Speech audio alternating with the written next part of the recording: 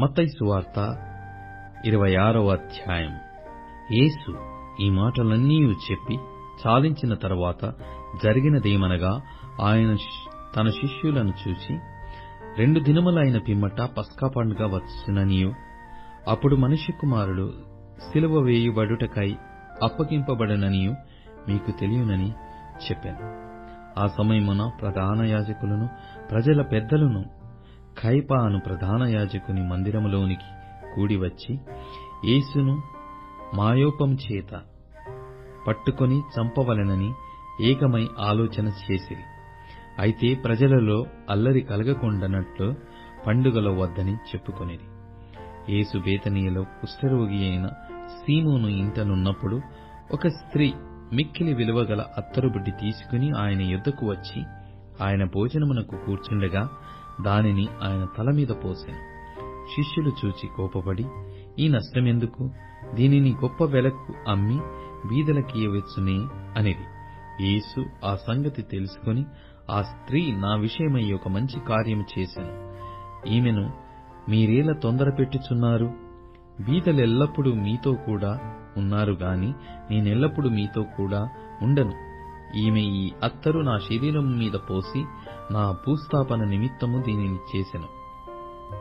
సర్వలోకమందు ఈ సువార్త ఎక్కడ ప్రకటింపబడునో అక్కడ ఈమె చేసినదియు ఈమె జ్ఞాపకార్థముగా ప్రశంసింపబడునని మీతో నిశ్చయముగా చెప్పుచున్నానని వారితో అనెను. అప్పుడు 12 మందిలో ఒకడగు ఇస్కారియోతు యూదా ప్రధాన యాజకుల యుద్ధకు వెళ్లి, నేనాయనను మీకప్పగించిన ఎడల నాకేమి ఇత్తురని వారిని అడిగాను. అందుకు వారు 30 వెండి నాణెములు తూచి వానికి ఇచ్చిరి. అప్పటి నుండి ఆయనను అప్పగించుటకు తగిన సమయము కనిపెట్టుచుండెను. పులియని రొట్టెల పండుగలో మొదటి దినమందు శిష్యులు యేసునొద్దకు వచ్చి, పస్కాను భుజించుటకు మేము నీ కొరకు ఎక్కడ సిద్ధపరచగోరుచున్నావని అడిగిరి. అందుకు ఆయన, మీరు పట్టణమందున్న ఫలాని మనుషుని యొద్దకు వెళ్లి, ఆ కాలము సమీపమై ఉన్నది, నా శిష్యులతో కూడా నీ ఇంట పస్కాను ఆచరించదనని బోధకుడు చెప్పుచున్నాడని అతనితో చెప్పుడనెను. యేసు తమకాజ్ఞాపించిన ప్రకారము శిష్యులు చేసి పస్కాను సిద్ధపరిచిరి. సాయంకాలమైనప్పుడు ఆయన 12 మంది శిష్యులతో కూడా భోజనమునకు కూర్చుండెను. వారు భోజనము చేయుచుండగా ఆయన, మీలో ఒకడు నన్ను అప్పగించునని మీతో నిశ్చయముగా చెప్పుచున్నానెను. అందుకు వారు బహు దుఃఖపడి ప్రతివాడును, ప్రభువా నేనా అని ఆయననడగగా, ఆయన, నాతో కూడా పాత్రలో చెయ్యి ముంచిన వాడెవడో వాడే నన్ను అప్పగించువాడు. మనుష్య కుమారుని గూర్చి వ్రాయబడిన ప్రకారము ఆయన పోవుచున్నాడు గాని ఎవని చేత మనుష్య కుమారుడు అప్పగింపబడుచున్నాడో ఆ మనుషునికి శ్రమ, ఆ మనుష్యుడు పుట్టి ఉండని ఎడల వానికి మేలని చెప్పాను. ఆయనను అప్పగించిన యూదా, బోధకుడా నేనా అని అడుగగా ఆయన, నీవన్నట్టే అనెను. వారు భోజనము చేయుచుండగా యేసు ఒక రొట్టె పట్టుకొని దానినాశీర్వదించి విరిచి తన శిష్యులకిచ్చి, మీరు తీసుకోండి, తినుడి, ఇది నా శరీరమని చెప్పాను. మరియు ఆయన గిన్నె పట్టుకొని కృతజ్ఞతాస్తుతులు చెల్లించి వారికిచ్చి, దీనిలోనిది మీరందరూ త్రాగుడి, ఇది నా రక్తము, అనగా పాప క్షమాపణ నిమిత్తము అనేకుల కొరకు చిందింపబడుచున్న నిబంధన రక్తం. నా తండ్రి రాజ్యములో మీతో కూడా నేను ఈ ద్రాక్షరసము క్రొత్తదిగా త్రాగు దినము వరకు ఇకను దాని త్రాగనని మీతో చెప్పుచున్నానని. అంతట వారు కీర్తన పాడి ఒలీవల కొండకు వెళ్ళిరి. అప్పుడు యేసు వారిని చూచి, ఈ రాత్రి మీరందరూ నా విషయమై అభ్యంతరపడెదరు. ఏలయనగా గొర్రెల కాపరిని కొట్టుదును, మందలోని గొర్రెలు చెదిరిపోవును అని వ్రాయబడి ఉన్నది గదా. నేను లేచిన తర్వాత మీకంటే ముందుగా గలిలయకు వెళ్ళెదనెను. అందుకు పేతురు, నీ విషయమై అందరూ అభ్యంతరపడినను నేను ఎప్పుడునూ అభ్యంతరపడనని ఆయనతో చెప్పగా, యేసు అతని చూచి, ఈ రాత్రి కోడి కోయక మునిపే నీవు నన్ను ఎరగనని ముమ్మారు చెప్పెదవని నీతో నిశ్చయముగా చెప్పుచున్నానెను. పేతురు ఆయనను చూచి, నేను నీతో కూడా చావవలసి వచ్చినను నిన్ను ఎరగనని చెప్పననెను. అదే ప్రకారము శిష్యులందరూ అనిరి. అంతట యేసు వారితో కూడా గెత్సమనే అనబడిన చోటికి వచ్చి, నేను అక్కడికి వెళ్లి ప్రార్థన చేసి వచ్చు వరకు మీరిక్కడ కూర్చుండుడని శిష్యులతో చెప్పి, పేతురును జెబెదయి 2 కుమారులను వెంటబెట్టుకొని పోయి దుఃఖపడుటకును చింతాక్రాంతుటకును మొదలుపెట్టెను.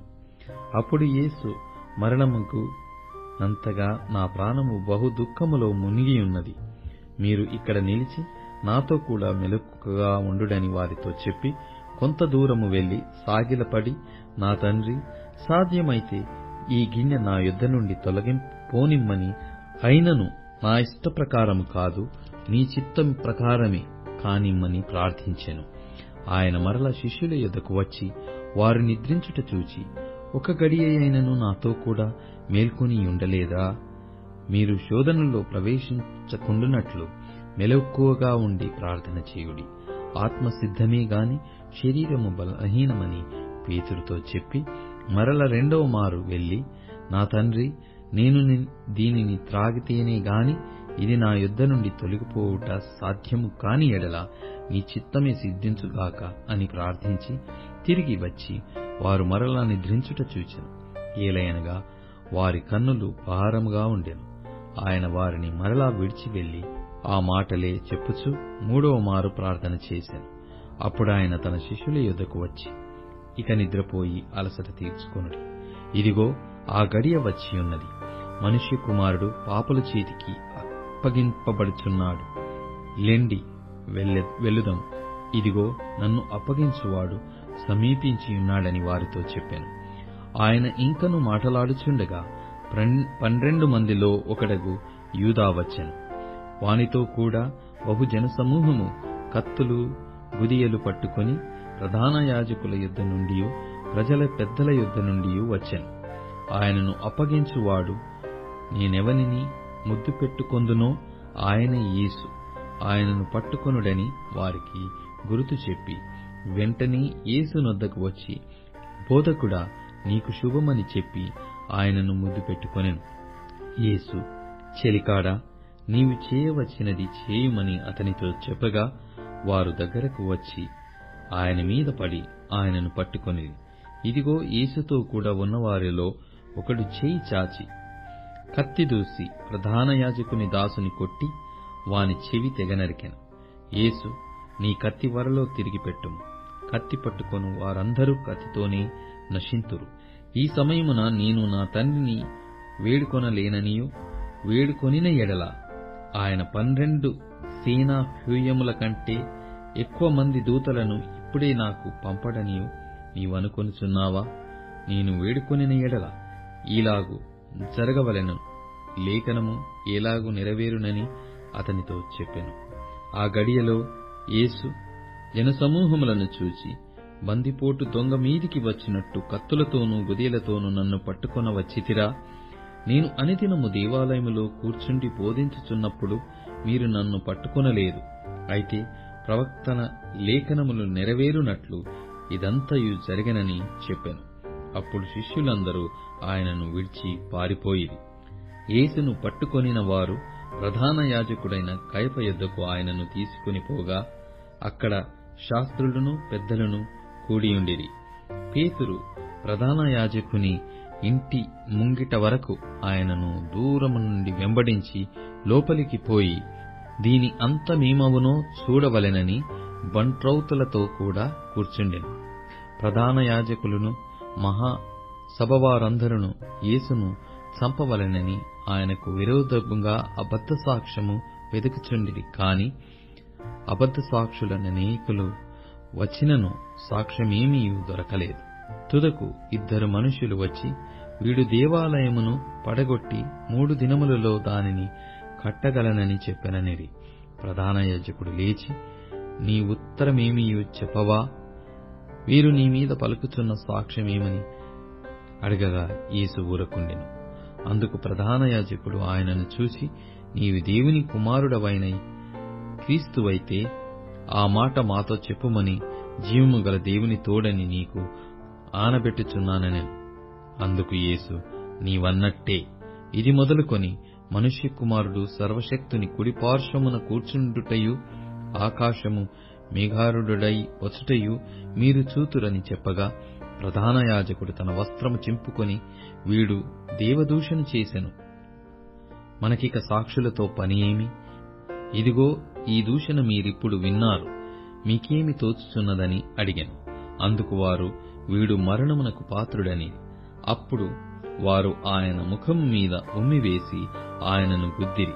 కొందరు ఆయనను అరచేతులతో కొట్టి, క్రీస్తు, నిన్ను కొట్టినవాడెవడో ప్రవచింపుమనిరి. పేతురు వెలుపటి ముంగిట కూర్చుని ఉండగా ఒక చిన్నది అతని యొద్దకు వచ్చి, నీవును గలిలయుడగు యేసుతో కూడా ఉంటివి గదా అనెను. అందుకతడు, నేనుండలేదు, నీవు చెప్పు సంగతి నాకు తెలియదని అందరి ఎదుట అనెను. అతడు నడవలోనికి వెళ్లిన తరువాత మరి ఒక చిన్నది అతనిని చూచి, వీడును నజరేయుడగు యేసుతో కూడా ఉండెనని అక్కడి వారితో చెప్పగా, అతడు ఒట్టు పెట్టుకొని, నేనుండలేదు, ఆ మనుష్యుని నేనెరగనని మరల చెప్పాను. కొంతసేపైన తరువాత అక్కడ నిలిచియున్న వారు పేతురునొద్దకు వచ్చి, నిజమే, నీవును వారిలో ఒకడవే, నీ పలుకు నిన్ను గూర్చి సాక్ష్యమిచ్చుచున్నదని అతనితో చెప్పిరి.